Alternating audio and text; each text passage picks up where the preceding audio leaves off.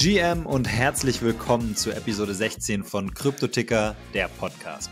Es gibt wirklich die unterschiedlichsten Arten von Projekten und Teams im Web3 und Kryptospace. Jürgen Pölzl ist Co-Founder und CEO von gleich zwei Projekten, artéQ und Qlindo. Dabei eint beide Projekte das gleiche Tech-Team und eine sehr ähnliche Infrastruktur, aber die Projekte unterscheiden sich trotzdem ziemlich voneinander. Auf der NFT Paris konnten wir mit Jürgen mal in Ruhe in seine Welt abtauchen und verstehen, womit er sich tagtäglich so beschäftigt, was die Unterschiede dieser beiden Projekte sind, was der berühmte Comic TinTin oder TinTin damit zu tun hat, wie Sustainable Real Estate Investment funktioniert und vieles mehr. Also halten wir uns gar nicht lange mit dem Intro auf, sondern lassen Jürgen direkt berichten. Viel Spaß mit Episode 16 und Jürgen Pölzl.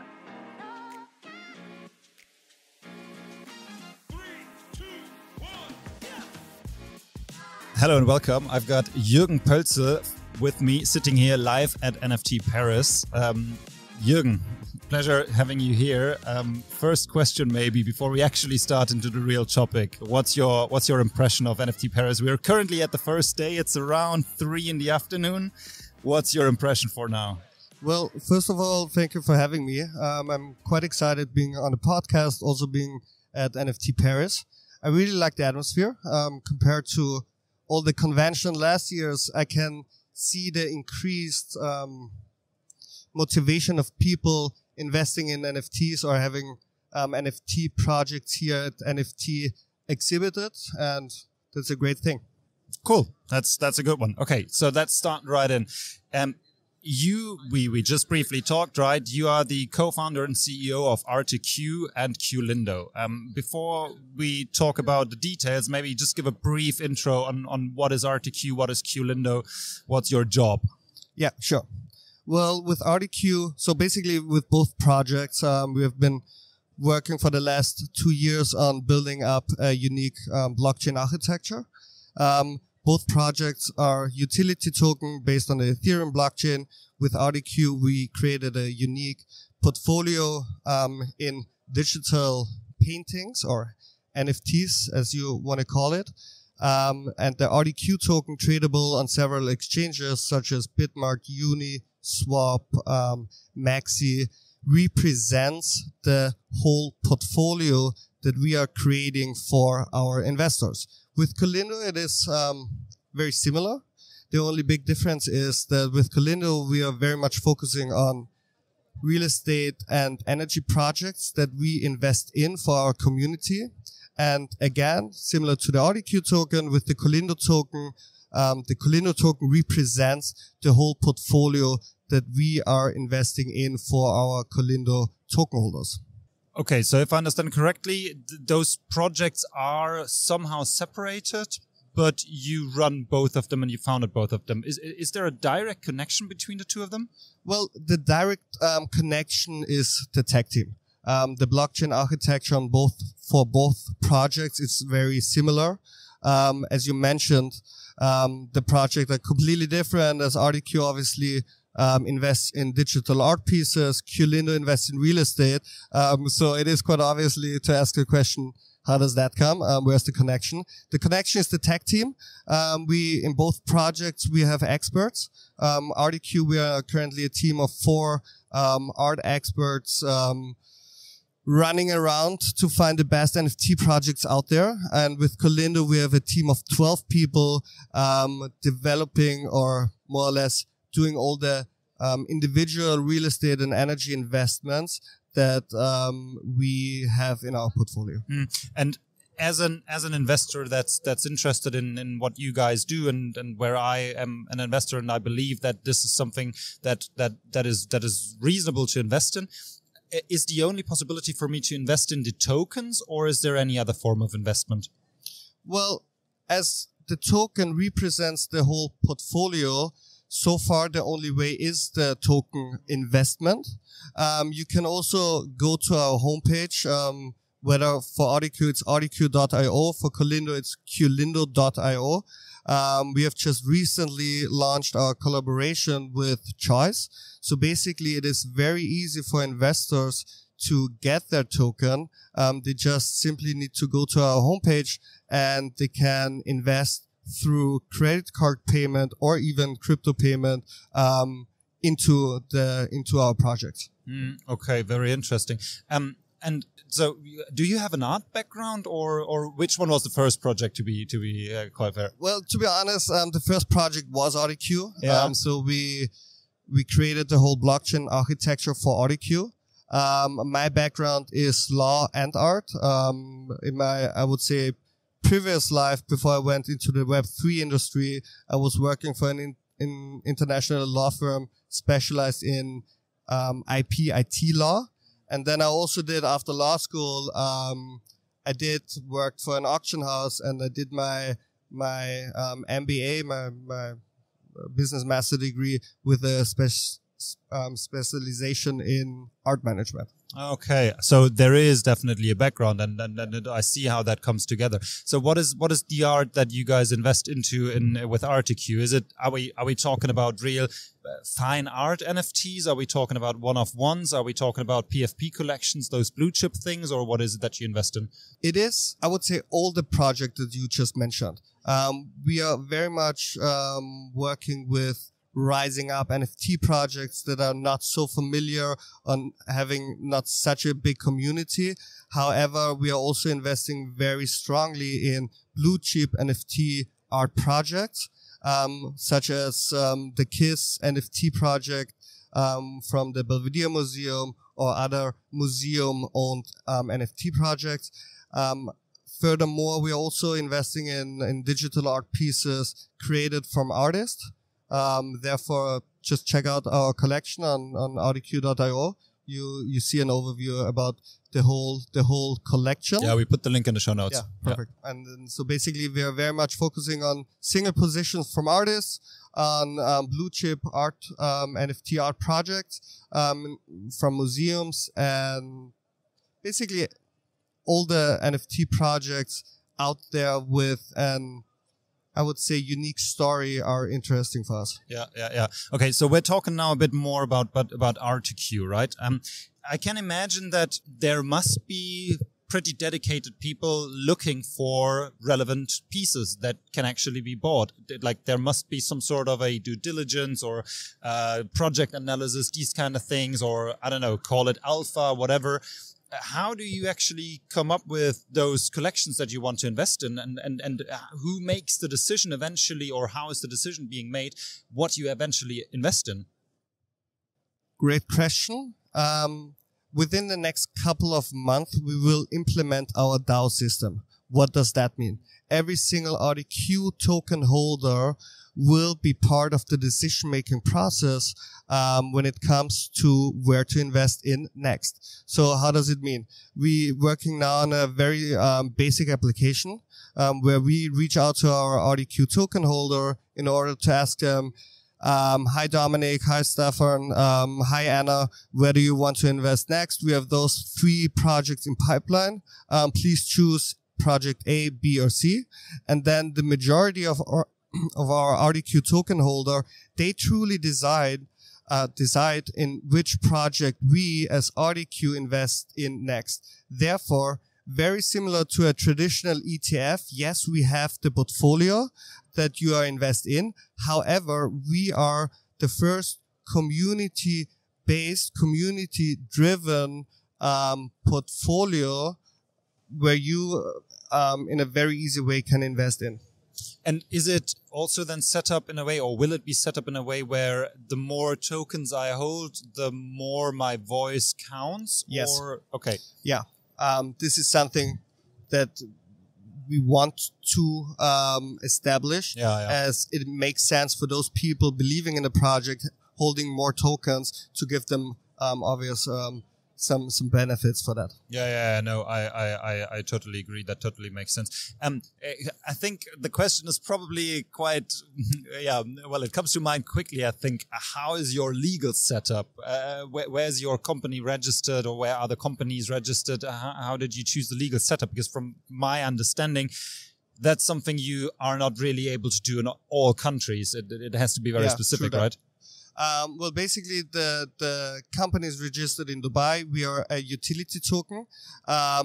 the huge difference is, and the fact that we are not a security token is that we don't give dividends to our token holders. So basically our token holders becoming decision makers by our established DAO. They truly make the decisions for the investment portfolio. That is the first thing. And the second thing is, with the money we are creating, we are automatically buying back token. So from the open market, which leads to a constant increase of the token volume. And this is the benefit of all our investors holding artéQ token, as we are trying really to have established course and a stable increase in the token value. And with our buying back mechanism, this is, or at least we are trying to establish that.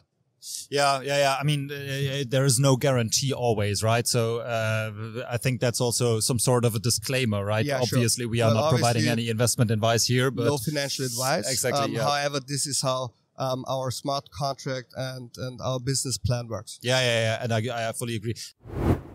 Moment. Jetzt gibt's erstmal ein bisschen Werbung. Und zwar für Kryptoticker. Kryptoticker ist nämlich viel mehr als dieser Podcast. Kryptoticker ist die Community rund um Web3, Kryptowährungen, NFTs und allem, was dazugehört. Bereits seit 2015 kümmert sich das Team von Kryptoticker darum, Neulingen und Profis eine Heimat im Kryptospace zu bieten.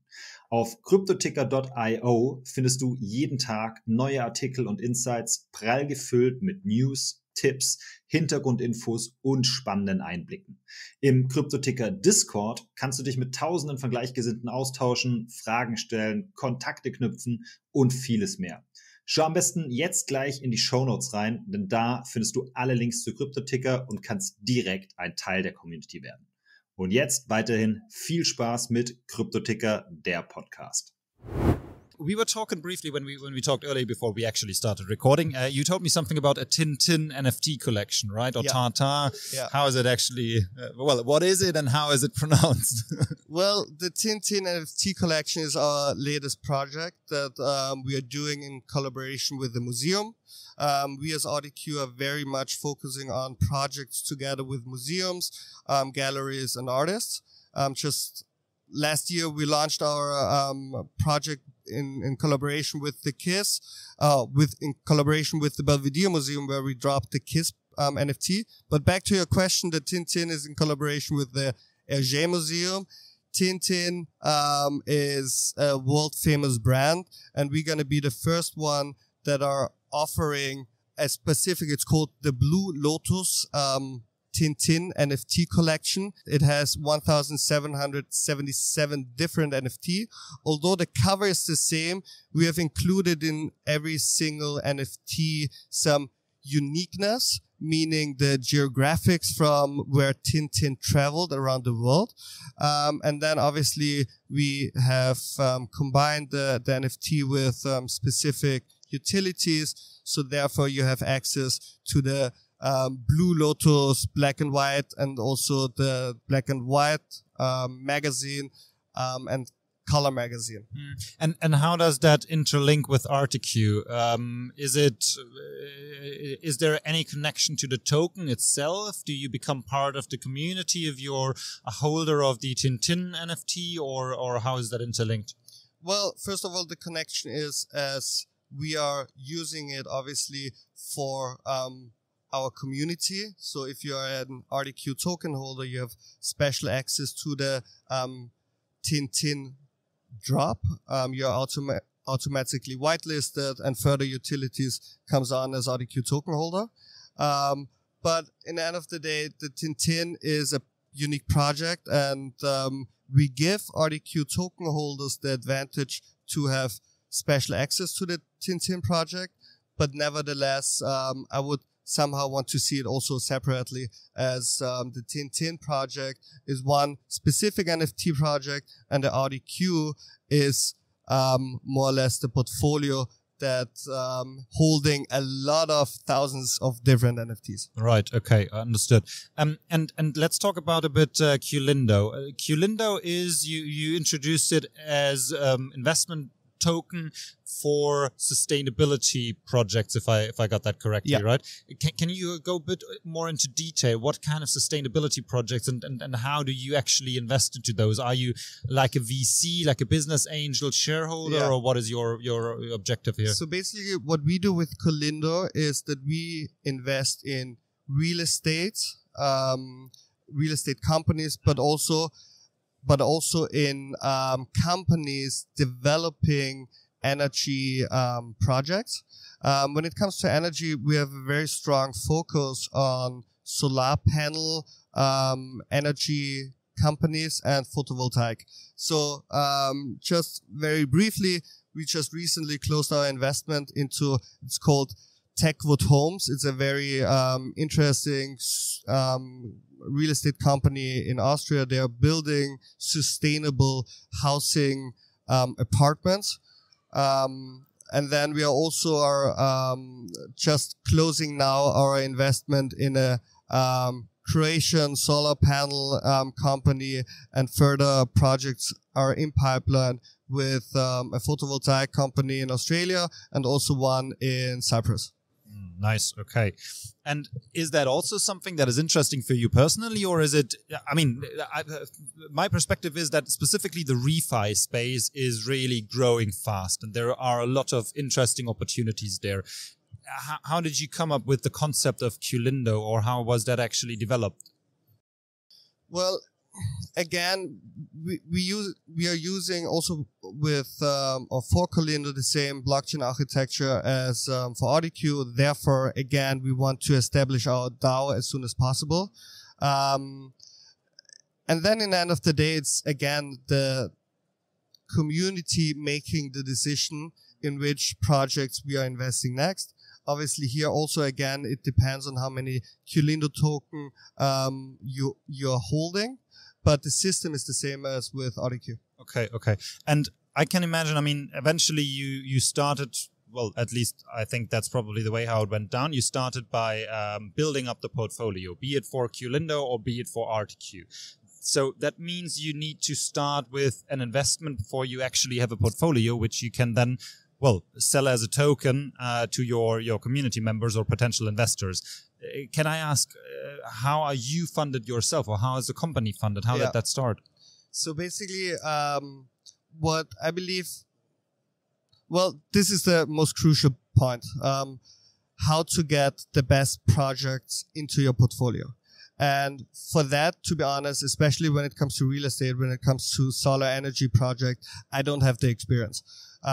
Therefore, we are partnering together with companies, especially with our main investor, having 35 years plus experience in this field. And he's also our main investor, and he also brings his expertise, his staff, his experts into the whole project Qlindo that helps us a lot. So basically, we started again with the whole blockchain architecture, and then we have been lucky to find an investor believing in us and also supporting us with his expertise and staff members. Okay, that sounds like a very reasonable setup. Is there anything we forgot to mention about Qlindo or artéQ? Well, we are, for the last 1.5 years, working very hard on our security token exchange. What does that mean? We have now just recently got all the financial market authority license to do so with artéQ and with Qlindo within the next couple of, thank you so much. It took us a while. Within the next couple of months, we're gonna launch our artéQ and Qlindo security platform, where we basically offer our investors or our community to invest in individual properties, whether art pieces or real estates. So basically, with our systems, now we're going to tokenize all the legal documents in our security token and provide co-ownership, or the possibility for our investors to co-own the underlying assets that we are offering on our security token exchange. Okay, that sounds very exciting. Then let's close with some, well, a bit more casual questions. I have a little either-or game. So it's going to be 6 questions in total. You basically choose whichever you like more. If you can't decide or if you have different opinions, feel free to state that. But basically, it's either or. First one is Bitcoin or Ethereum? Ethereum. Second, Twitter or LinkedIn? Tricky one. Personally, LinkedIn. For the community, Twitter. Okay, got it. OpenSea or Blur? OpenSea. Bored Ape Yacht Club or CryptoPunk? Also a tricky one. I would love to have both, but CryptoPunk. All right. Croissant or pain au chocolat? Croissant. Art NFTs or PFP? Art NFTs. All right, got that. Thank you so much for being here. Enjoy the rest of NFT Paris and good luck with artéQ, Qlindo and everything that you touch. All the best. Thank you so much. Thank you. Vielen Dank fürs Zuhören. Wenn euch die Folge gefallen hat, dann lasst uns gerne ein Like da, klickt auf Abonnieren, macht eine Bewertung oder was euch sonst so einfällt. Damit helft ihr uns ziemlich. Und jetzt einen schönen restlichen Tag, Abend oder Morgen und bis zum nächsten Mal.